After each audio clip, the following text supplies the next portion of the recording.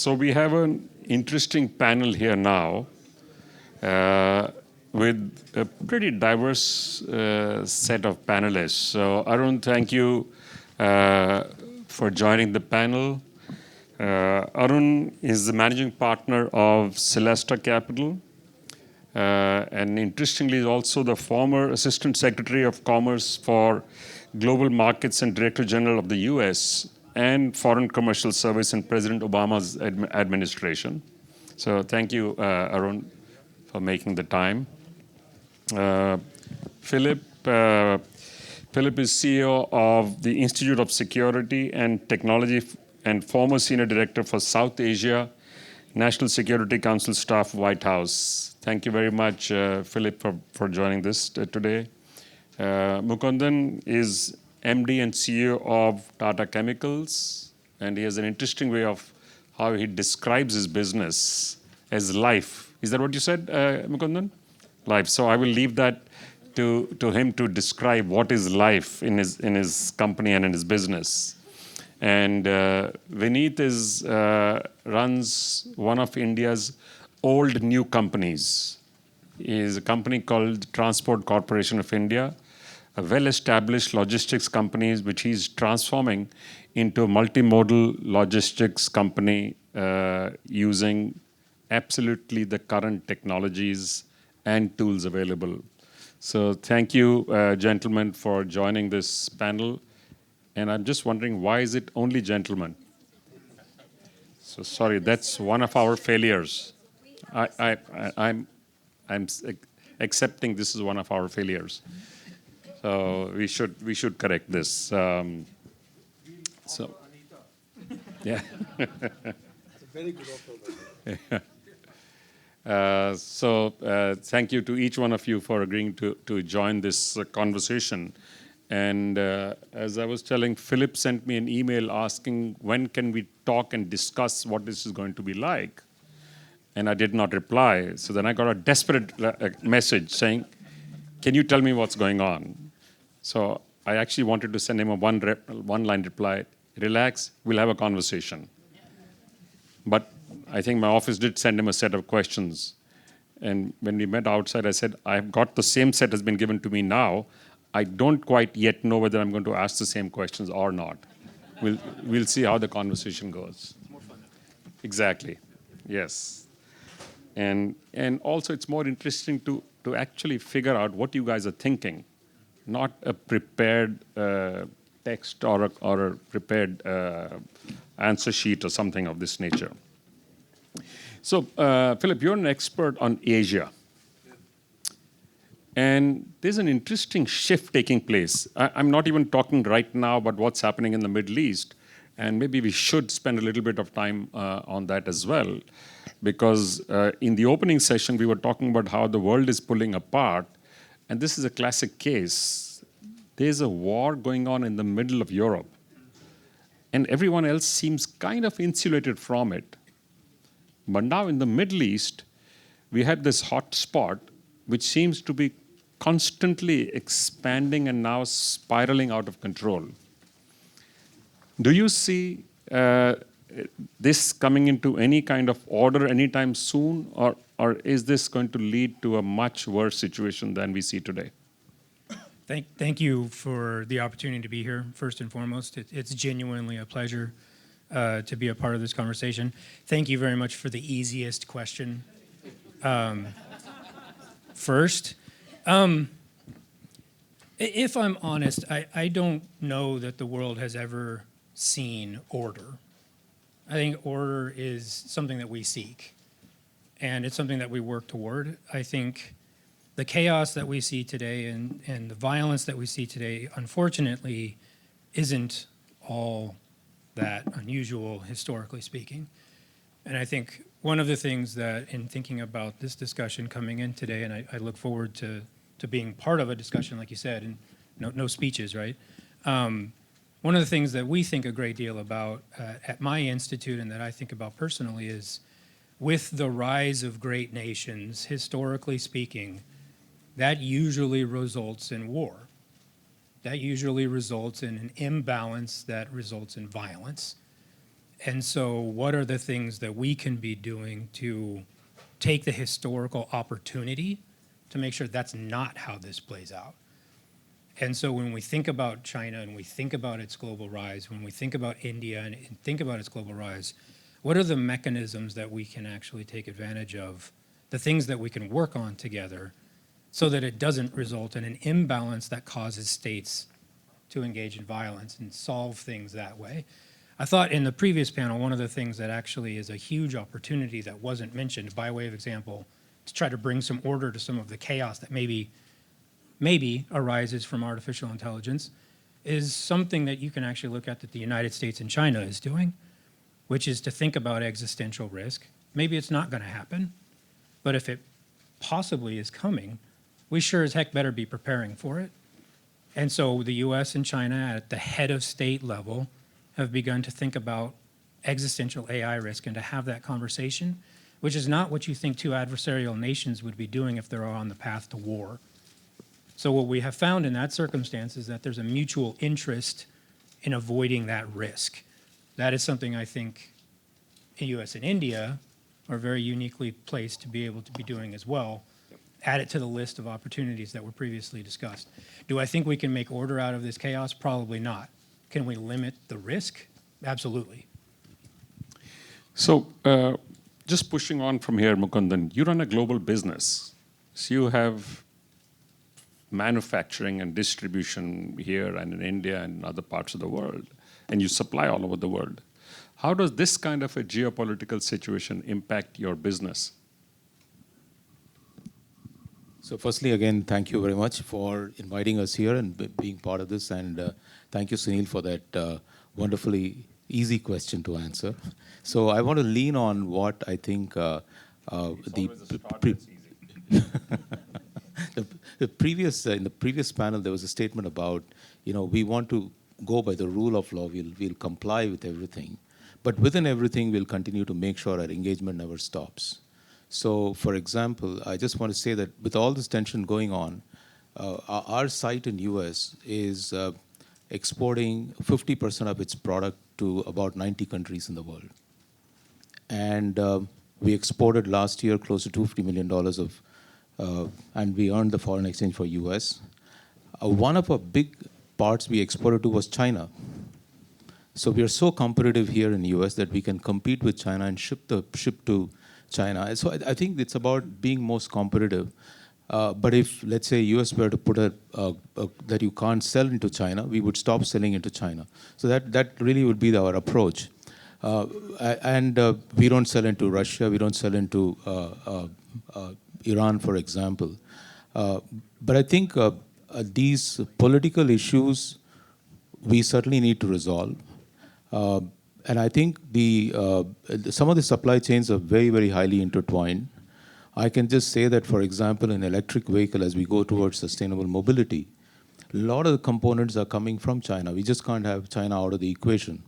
But till we find the pathway. And going back to the point, I think, which Galina raised in terms of resilience, I think we need to build alternate sources. Till we build that, I think we need to sort of make sure that we work together. But clearly for us, the key cornerstone is to, and we continue to talk to Chinese, we continue to talk with every businessman from every background. One of the biggest exporters into India of our product is Iran. We don't have a relationship with them, but then we do engage with them to say, what would it be if the situation changes? And I think the interconnectedness of the world, actually, I was reflecting. I don't know how many of you saw the Lotus temple here. How many of you know the history of the Lotus temple? This actually was designed by an Iranian, Faribauz Sabah, who lives in California. So, and it is a faith which is persecuted in Iran. And the money for this temple actually came from a Pakistani living in Hyderabad. So it's actually a very unique stuff, which even amongst all this tension, we can find solutions. And the construction company was founded by Danish founders. And the design was done by a British company. So you can't get any more global. And I think it's very apt. It's actually a very modern temple. a place of worship where actually 5 different countries have come together despite all the tensions. And you can't get more diverse set of people building this. So I just want to compliment for choosing that right here. So Galina also mentioned one more issue on sustainability when she was doing the concluding remarks. And I think that's something you cannot take your eye off. As we develop, as we try and industrialize more, as we try and connect the world more, we've seen how we've abused the planet for over a century now. So anything that we do, any solution we find now, and I'm coming to you, Vineet, with this, because you run transportation, all kinds of vehicles, all kinds of transportation packages, including supplying to the military, supplying for the military. So where are you in trying to reduce your carbon footprint? And how can we, as business, play a more active role than we have been earlier? You have a mic there, yeah. Well, clearly, decarbonization is a very important facet of any sustainable economy now. And clearly the message is very clear. We cannot repeat what has been done by other countries.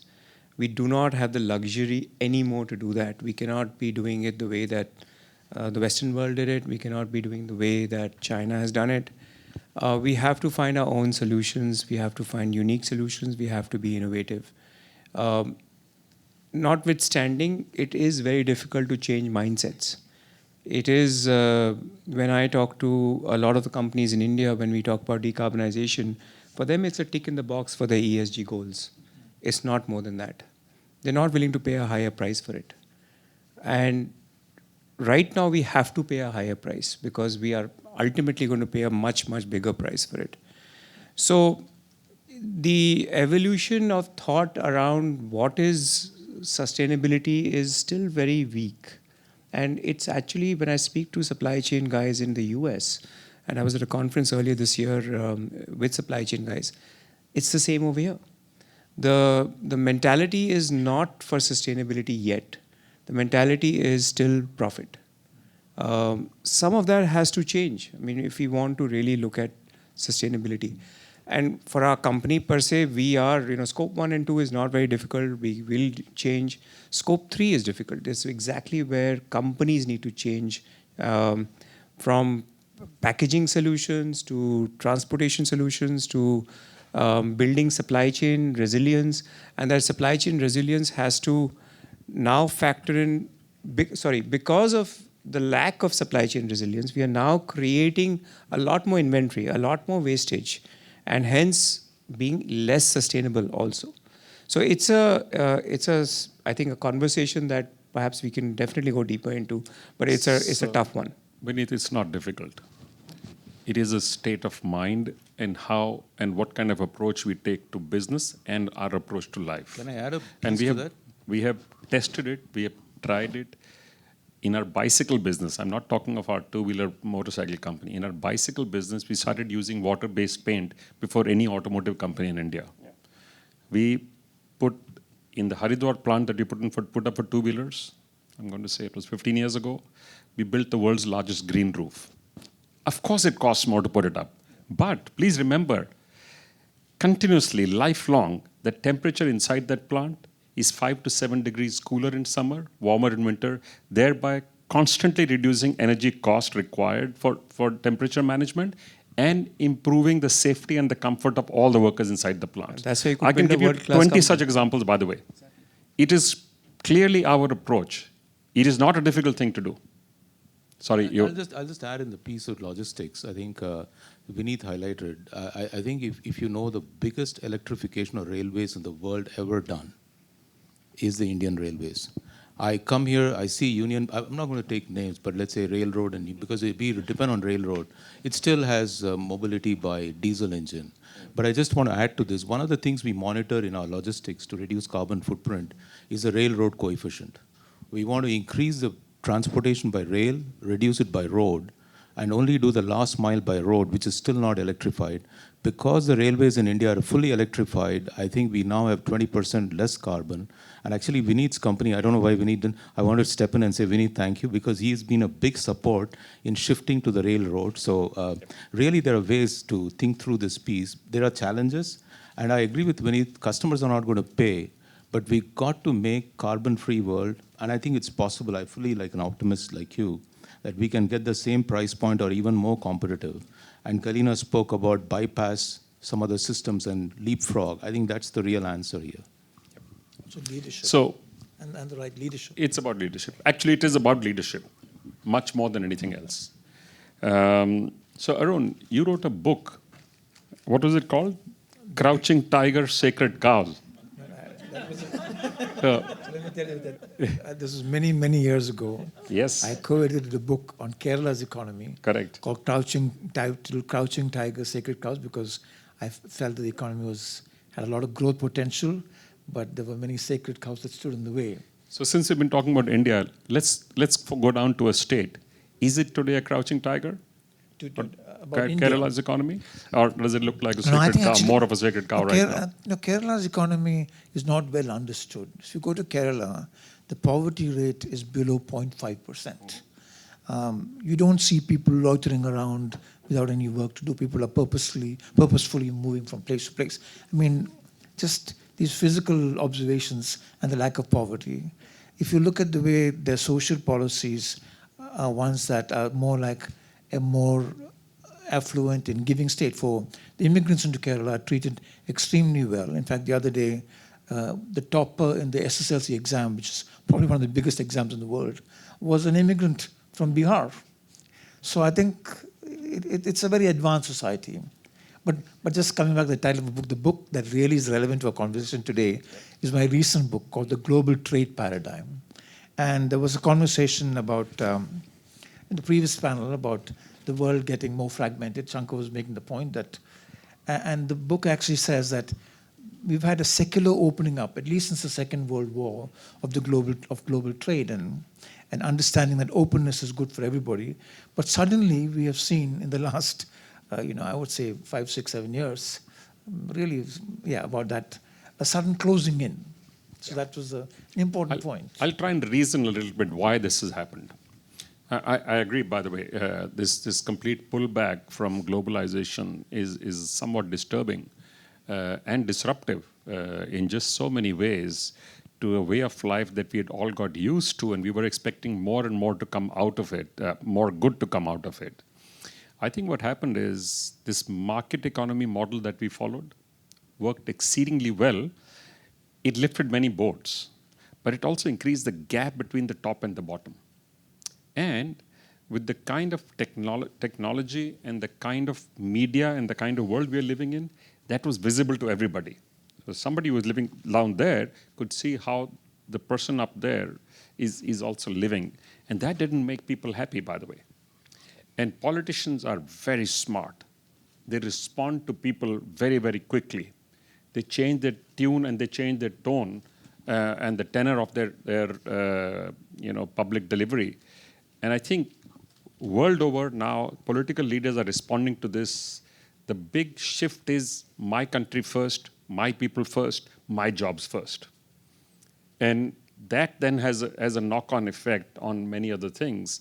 And of course, the economic friction has not helped that we've seen over the last, especially over the last 5 to 7 years.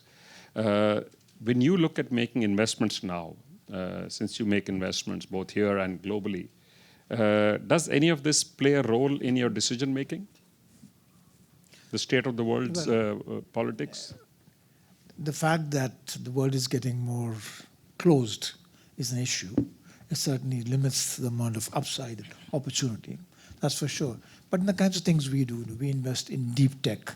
I think there's still a lot of potential.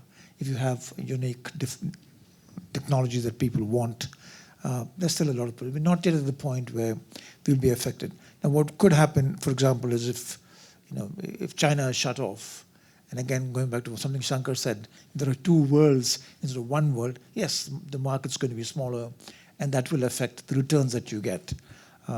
The other thing we're saying is that closing in terms of protectionism everywhere. So if you're investing for a protected market, well, it can have some short-term value, but longer term, you're at great risk of being uncompetitive. Philip, we in India live in, for want of a better word, an interesting world right now. If you look at our neighborhood, on the one side we have Pakistan, which is an economy which is going down the tube very, very rapidly.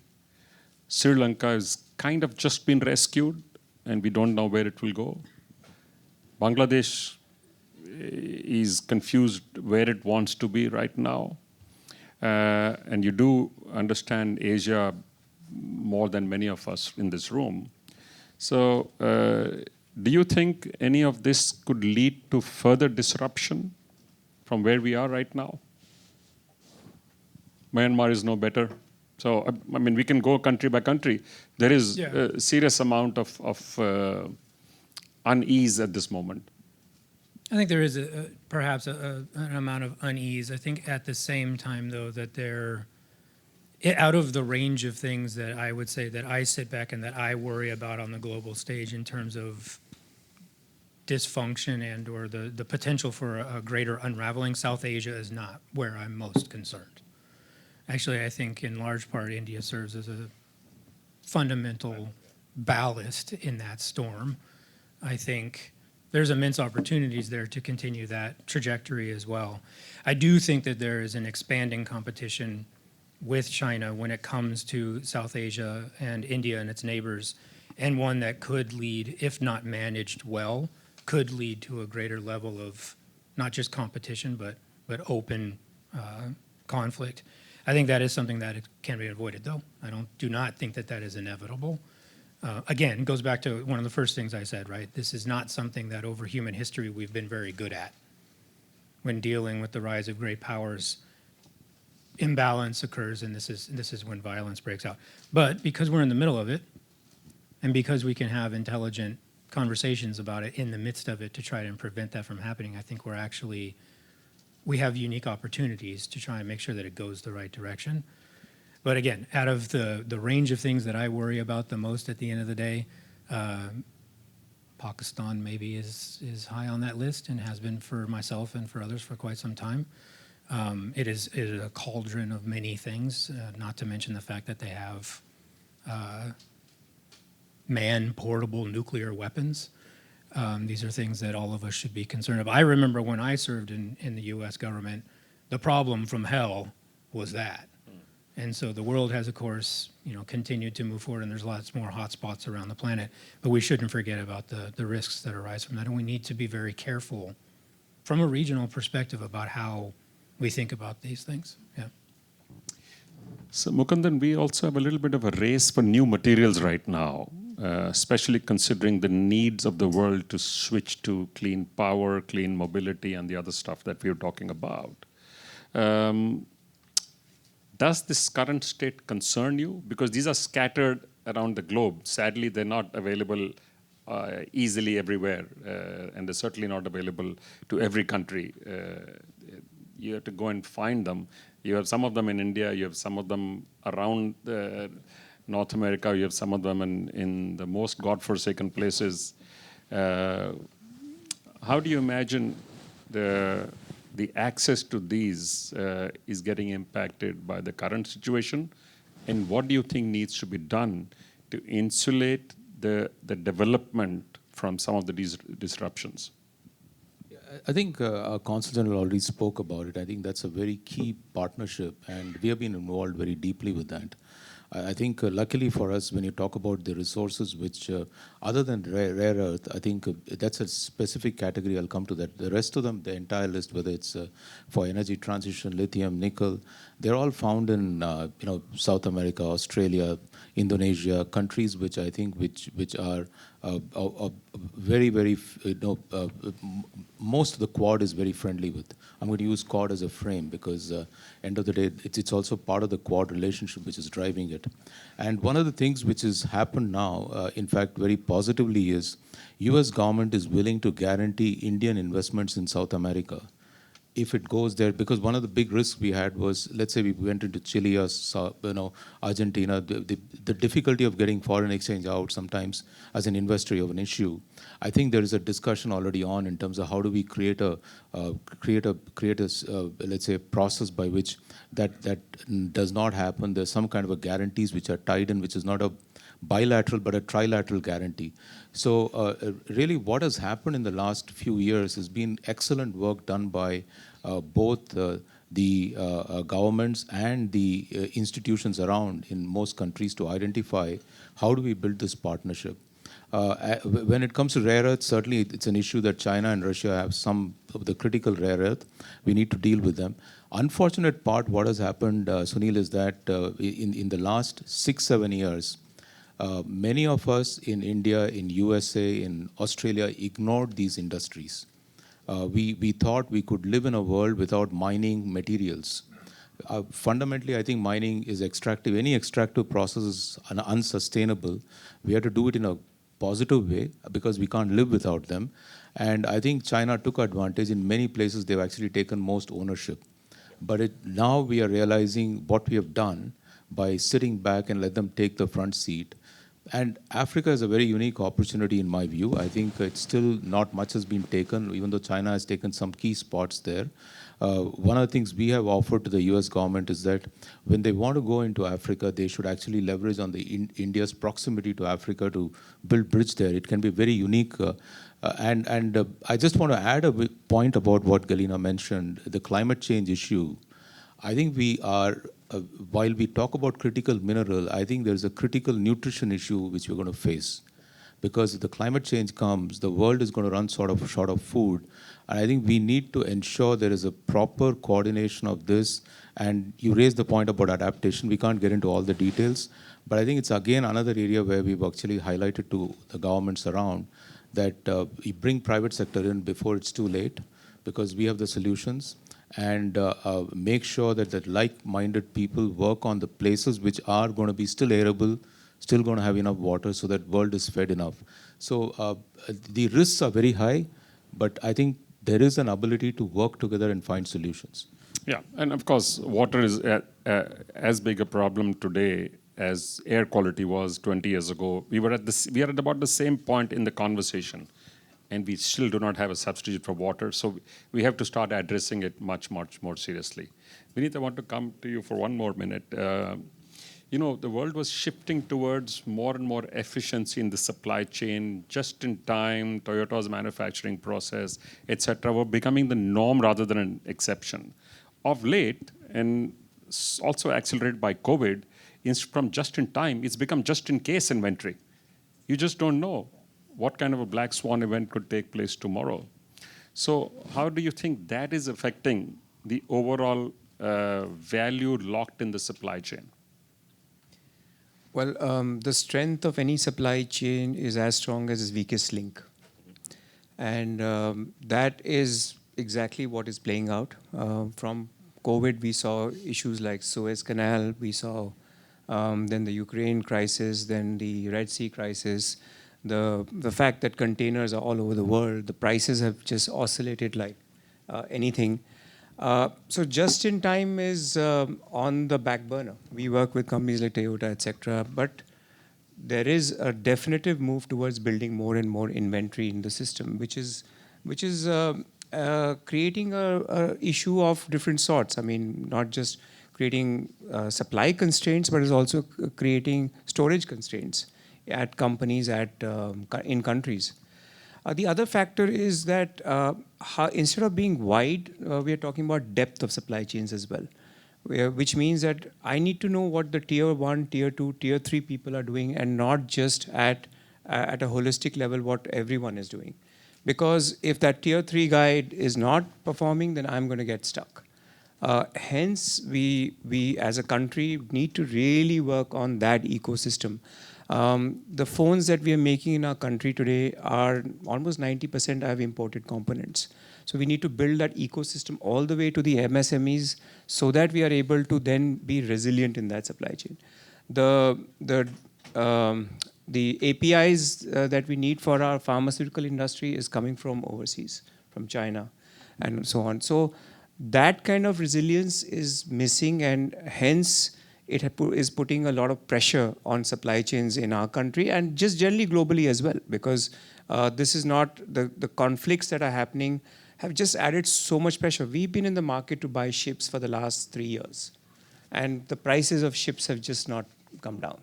It's because there is so much shortage of containers, and just the prices have, and countries have, Russia, for example, has cornered ships of a certain size because it can go from smaller ports, and those ships are not available. These are just the geopolitical impact on supply chains is just massive right now.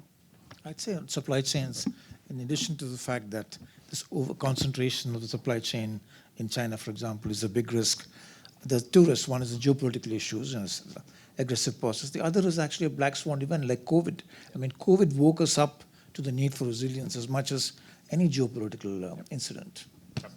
Can I add one point, I think, related to what Consul General highlighted? I think keeping our seas safe and shipping lanes safe is so critical. I want to tell you, the current bottleneck in supply chain is massively driven by that. Because the ships have to take a longer route, we are literally having container shortage in our exports. We can't ship the material on time because they're taking about 10 to 15 days extra sailing time. And this is real for us. I mean, and I think if you could open up those sea lanes and ships could go, we could not have shortage. Actually, there's another point to be added, which is during COVID, countries like China actually used their strength in shipping by actually telling their shipping lines not to call on India. Yeah. They said, do not come to India because that affected our exports. So that was a huge leverage that we lost, for example. So with the rise first of China and now increasingly of India, what do you think is the changed role of America in Asia? See, I think America has always historically had a big interest in Asia. So it goes right back 2 centuries ago. The engagement with Asia started very early, and it's been part of the American worldview to be engaged in Asia. More recently, as you know, there was a tilt towards Asia, moving resources towards Asia. If anything, in the last few years, I would say that has intensified. The talk of the Indo-Pacific. If you talk about 15 years ago, there wasn't that much discussion about the Indo-Pacific. Pacific, Asia-Pacific, but Indo-Pacific, that's new. So definitely a big focus on that. And you can see that now in various constructs, like the Quad, 4 countries working together. Both ends of the I2U2 and the Quad. And on the side, the I2U2. Yeah. And if you take another line, the IMEC is another piece. Yeah. And then you've got the Quad, and then you've got the Indo-Pacific Economic Framework. So these are all elements in which you can see the American posture towards really Asia. And I would say to many extent, India is very central to this. Because today, everybody, the Quad is, in some sense, a response to China, even though the word China is often not mentioned in the conversations or in the communiques, but it's very clear. But China has objected to the Quad, by the way. Yeah, officially, formally objected. Exactly. But it's clear. And in the Quad, we know that Japan has always had a certain issues with China, and Australia's it's been sometimes on, sometimes off. But India has had a threat with China sitting on the northern border. So it actually brings India and the US very close together. The Quad construct, I think a lot of the win for that, for the world, is that it brings India and the US closer together. And if I may to jump in a little bit, it is a function of exactly what was just being discussed. If those sea lanes were to be closed by someone who were to claim that was their territory, even though it actually belongs to a number of separate nations, those sea lanes are no longer going to be accessible. So at the end of the day, the Quad is working towards a very practical desired outcome, which is to keep those open so that each of these nations can continue to conduct in that sort of commercial activity. I want to switch gears a little bit here. When the Consul General walked in, he introduced another gentleman. We have a consul technology here. I was actually super impressed. So thank you very much to both of you. I think this is a brilliant idea, especially sitting in a place which is the home of innovation of technology in the world. So let's switch a little bit to technology, since we are in Silicon Valley. The role that technology allows countries to play as different from what it used to be when technology was not so predominant in the role in geopolitics due to technology. How has that shift taken place? You want to take a shot at it first? I Philip? can very happily jump in on that. This is what drives my day to day. So it's almost a cliche. You hear this so often that technology now, instead of policy determining what kinds of technologies we need and that we develop, technology is driving policy today. So at the end of the day, everything that comes out of Silicon Valley is very much actually driving the policies that Washington has to worry about and drives international engagement. I mean, I think this is readily apparent, but it was a comment, I think it was the professor who had made it earlier. Our society, our bureaucratic systems, and as a former, as I like to refer to myself, I'm a recovering bureaucrat, having served in the US government for about 10 years, you can take me out of the bureaucracy, but you can't take the bureaucracy out of me. It can't keep up, right? At the end of the day, our bureaucracy is not built to be agile. It's not built to be responsive. It's not built to be adaptive. But that's what's happening with these technological advancements that we're all dealing with, whether it be artificial intelligence, as we've been talking about here today, but even more simple things like the digitization of our federal services. Well, now you've deployed a bunch of digital systems that are vulnerable, right? So there's this tension, and I think technology really now drives the day. Can we actually adapt fast enough as large countries, small countries, as an international arena? So far, we haven't been doing so well. I would say technology technology drives competitiveness. So when the economy is competitive, it's driven by technology. Technology drives security. You're more secure if you're more, look at what's happening in Ukraine. It's really probably the most technologically intensive war that's been fought. So you can see the difference made, but I think technology becomes ever more important. In fact, I often think that today, conversations about technology are more important than conversations about trade. Trade, you somehow figure out what to do, but technology, it's really important to have greater collaboration, greater safeguards, greater ways to advance technology than ever before. So while on safeguards, we've been having this interesting conversation about Gen AI, and over the last few months, I've sat in about 10 or 15 different meetings where we said, how do you balance the great optimism of what the possibilities are? It almost seems like anything is possible once this gets going. At the same time, we also know anybody, literally anybody, once this Gen AI machine really gets going, will be able to develop a nuclear device. We'll be able to practice bioterrorism. So how do you strike a balance today? Do you push the envelope until you hit something and then draw new regulation in?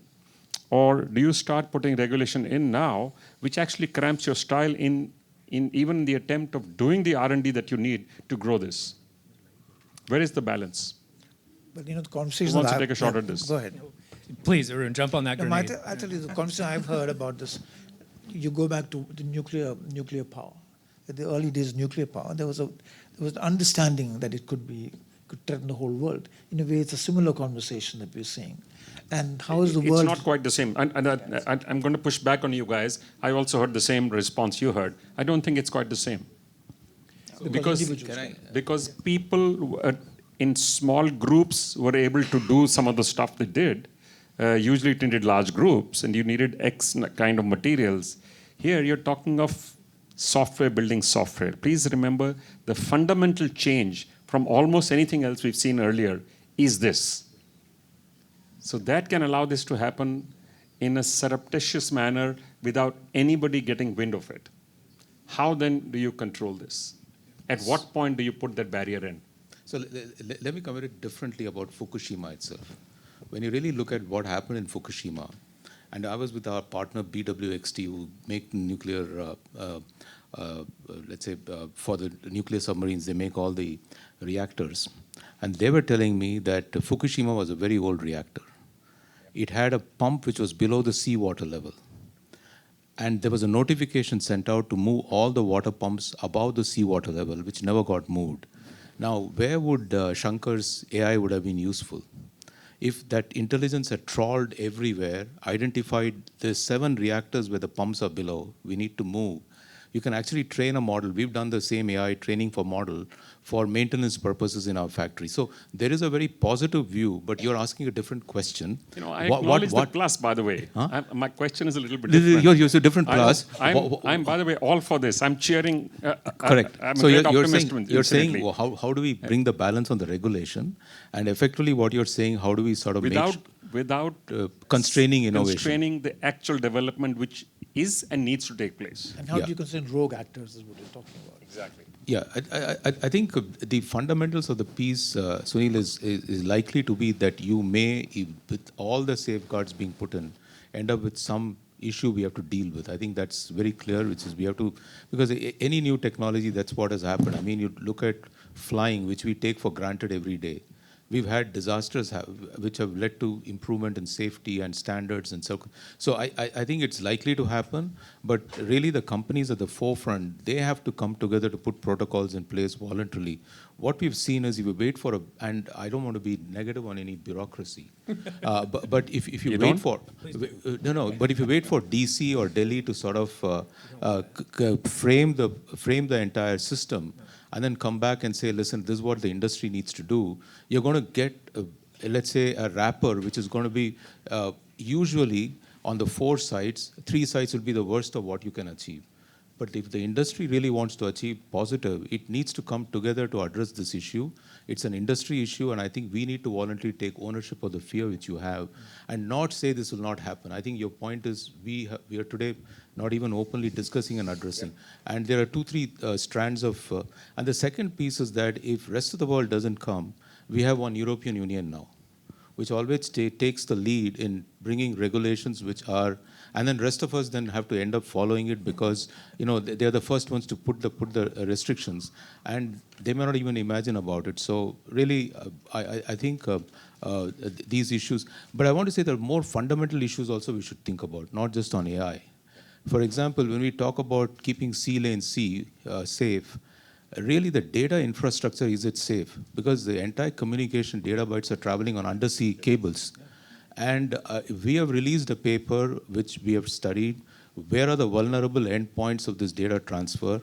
How can it bring the entire communication crashing down and our compute down? And not enough attention. And you had occasion earlier, by the way, yeah. When at least it was suspected that it was sabotage. You have had outages which didn't seem like they were normal, natural outages. So we have to think of all these doomsday scenarios and work on them proactively. Hopefully, we'll keep sending papers to government, what we can't do ourselves. And industry must do what it can do itself. So while this is an interesting conversation, if you like, we can bring your entire session back to time. We can wind this up in the next 2 minutes. Can I give one yes, please. Fervent defense of bureaucracy? One of the small things... You can give a weak defense, if you like. One of the small things maybe that can give us a little bit of hope when it comes to Gen AI and how to, maybe not regulate it, but how to manage the risk.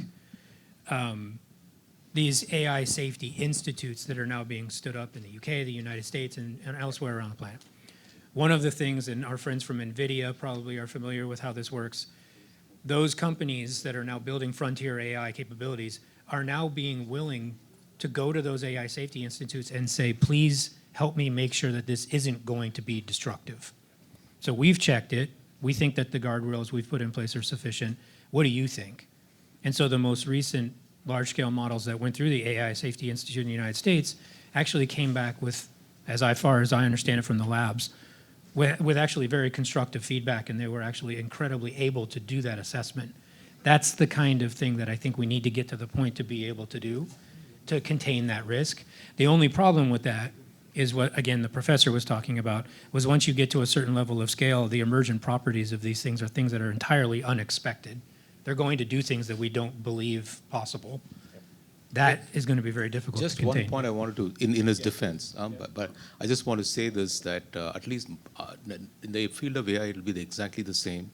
What I have seen working on regulation is exactly what the term Galina used, and you started the presentation with trust, where there's immense trust between industry, government, and community. If we can engage in a trustful engagement on these matters, you get a regulation which is actually fair and the best.